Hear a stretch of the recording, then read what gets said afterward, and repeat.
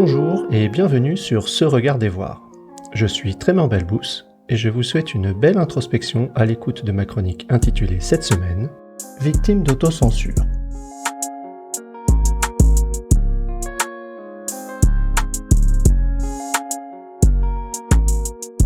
Victime d'autocensure. En cherchant à commencer l'article de la semaine, je me suis découvert en autocensure.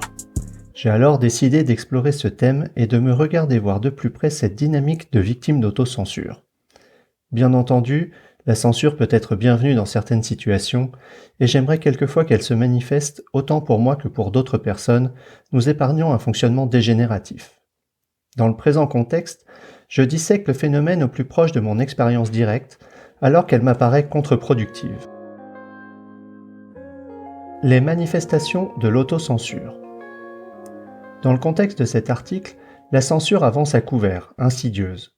Elle se déguise en doute, sous la forme d'affirmations et de questions tournées vers l'extérieur, sans attention aux considérations de mon état interne. Je ne vais pas y arriver. Mais pourquoi est-ce que j'écris chaque semaine et pas chaque mois? Est-ce que j'ai vraiment besoin de m'imposer ça? Et puis, toujours tourné vers l'extérieur, le blâme surgit. Je suis trop fatigué et c'est à cause d'eux. Ils ont éteint ma créativité. C'est de leur faute si finalement je n'ai pas d'inspiration. Puis, ça se retourne contre moi, toujours avec distance, avec le jugement portant sur mes idées, mon rythme, mes priorités. Aucune de mes dizaines d'idées, de notes n'est pertinente. Je devrais bien être capable de mieux prioriser mes occupations puisque j'aide mes clients à le faire. Concrètement, je procrastine. Avant de démarrer, j'ai regardé mes emails, recherché des livres, lu des posts LinkedIn.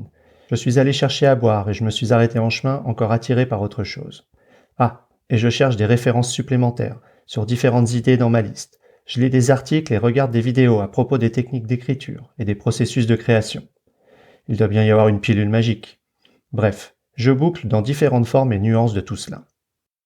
Le déclic cette fois? M'être dit stop. Aller prendre ma douche et me dire « Et si je faisais un article en écriture libre ?» Je mets tout ce qui me passe par la tête, je ne change rien. C'est ça l'expérience que je propose cette fois. C'est à ce moment-là que j'ai pris conscience de l'autocensure en œuvre, puis de toute la dynamique qui dure depuis la sortie du dernier article, La vie sans frontières, en anticipant déjà le prochain. Je viens de vous décrire mon expérience, certes partielle, mais sans censure, au moins consciente. Je ne dois pas être le seul. Alors comment est-ce que ça se manifeste pour vous? À plus large échelle, quelle forme est-ce que ça revêt dans un collectif? Le phénomène d'autocensure dans la société et les organisations. Pour explorer les systèmes humains, j'ai choisi de prendre en considération 4 espaces complémentaires. Lorsque l'autocensure est absente, que d'un côté c'est pertinent ainsi et que de l'autre ça ne l'est pas. Lorsque l'autocensure est présente, que d'un côté c'est pertinent ainsi et que de l'autre ça ne l'est pas. Lorsque l'autocensure est absente et que ce n'est pas pertinent, il faudrait qu'elle soit là. C'est le moment où des phrases inappropriées sont prononcées. C'est un espace de violence sous différentes formes et intensités. Les personnes se sentent blessées, la relation, la confiance se dégrade. Cela peut aller jusqu'au conflit et à la défiance en cas de répétition. La mémoire accumulée de tels moments induit protection, manque de transparence et même risque pour la santé. Lorsque l'autocensure est présente et que ça n'est pas pertinent, il faudrait qu'elle soit absente. C'est l'espace du non-dit. Là aussi, le doute s'installe, la relation en souffre. Nous sommes des êtres sensibles et détectons ces moments, même inconsciemment. Ils prennent, je crois, souvent leur source dans le manque de confiance ou les croyances de la personne émettrice. Que va-t-il se passer si je dis ça? Je ne peux pas dire ça à un manager, etc. Cette autocensure à répétition génère de la frustration, de la colère, des rancunes. Lorsque l'autocensure est présente et que c'est pertinent, c'est bon qu'elle soit présente. C'est l'expression du discernement, de la conscience de soi, des autres et du contexte. C'est par exemple une intervention retenue lors d'une réunion, puis le sujet traité ultérieurement, en tête-à-tête, après avoir validé que notre interlocuteur est disposé à nous écouter. C'est la forme d'expression d'un respect profond et sincère, d'une sagesse. C'est la manifestation du détachement de la satisfaction de ses besoins immédiats au bénéfice d'une dynamique collective générative à long terme. Lorsque l'autocensure est absente et que c'est pertinent, c'est bon qu'elle soit absente.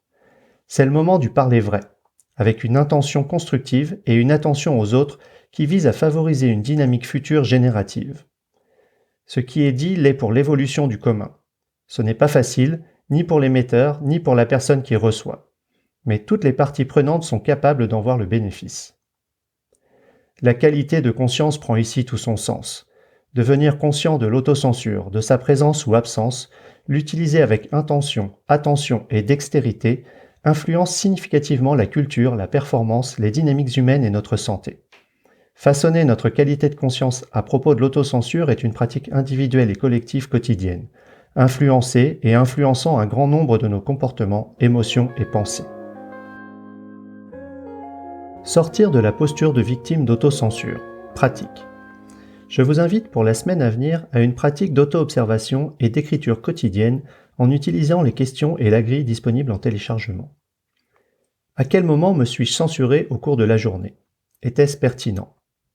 Sur la grille proposée, reportez les moments avec les quelques détails, vos sensations physiques, vos émotions, vos pensées sur le moment, puis maintenant que vous y revenez. Notez les conséquences observées et celles imaginées. En fin de semaine, faites votre bilan. Que m'apprend la répartition? Ai-je envie ou besoin de faire des changements? Quels signaux ai-je maintenant à ma conscience pour anticiper? Sensations, émotions, type de situation, etc. Dois-je poser des actions concrètes de restauration, en cas de non-dit ou violence? Que vais-je concrètement mettre en place pour effectuer les changements nécessaires? Ai-je besoin d'aide? Vous retrouvez cette pratique en détail dans l'article associé sur se-regarder-voir.com, se-regarder-voir.com. La vie des pensées censurées. Que devient ce que je censure? Je me suis posé cette question en continuant à me regarder voir mon expérience directe de ce thème. Je fais les constats suivants. Une partie reste enfouie dans mes notes. Je réalise que ça remonte à la surface de temps en temps. Quelquefois, ça alimente une conversation ou un écrit lorsque je me sens enfin prêt. Une partie reste tournée dans ma tête, comme le hamster dans sa roue, sous forme de rumination. Dans ce cas, cela peut devenir une véritable et intense distraction. Je peux en sentir les effets physiques qui, à long terme, affectent ma santé. Une partie disparaît tout simplement et parfois je m'en veux. Cela se produit quand j'oublie, alors que ce n'était qu'une question de contexte. Je n'étais pas prêt, ce n'était pas le bon moment, pas la bonne audience. L'idée est perdue, la censure l'a tuée. Une partie disparaît, tant mieux. Ce sont les autocensures qui ne restent pas en rumination ou qui sont devenues obsolètes. Une dernière partie s'accumule et se transforme en rancœur. Et oui, j'ai remarqué que ça m'arrive. Plus ça dure, plus c'est difficile à adresser. Dans ce cas, j'utilise la méditation pour pratiquer la compassion et l'altruisme. Les apprentissages faits à me regarder voir victime d'autocensure. Je constate avant tout que ce n'est qu'une partie de moi, présente ponctuellement et régulièrement. Le cheminement fait avec cet article m'apaise. Concrètement, j'ai choisi de m'inviter régulièrement et explicitement à la bienveillance envers moi-même. J'ai pu voir comment je passais au discernement plutôt que de rester dans le jugement, le blâme ou la dispersion. Je célèbre l'accomplissement d'un pas nouveau dans l'enrichissement de ma qualité de conscience, dans l'accueil de toutes ces choses qui sont au fond de moi, de tous ces ingrédients nécessaires pour un futur génératif pour moi-même et nous toutes et tous. Pour résumer, l'autocensure se manifeste sous bien des formes, parfois difficiles à relier directement et de façon évidente. Selon que l'on se censure ou pas, et que ce soit pertinent ou pas, les dynamiques sont radicalement différentes. Ces dynamiques, violence, non-dit, discernement et parler vrai, ont des conséquences sur les individus et les collectifs qu'il est intéressant de garder à l'œil après détection. Il existe une façon assez simple et visuelle, la grille, de prendre conscience de l'autocensure. Développer sa qualité de conscience autour de ce phénomène est libérateur. Qu'observez-vous de votre propre processus de pensée à la lecture ou à l'écoute de cet article? Quelle est votre relation à l'autocensure? Quelles expériences et pratiques personnelles êtes-vous disposé à déclassifier? Merci pour votre écoute. Vous pouvez retrouver l'article associé à cet épisode sur le blog de Se Regarder Voir, se-regarder-voir.com. N'hésitez pas à y contribuer vos récits d'expériences et commentaires, ainsi qu'à vous abonner pour recevoir chaque semaine l'audio et son article. À la semaine prochaine!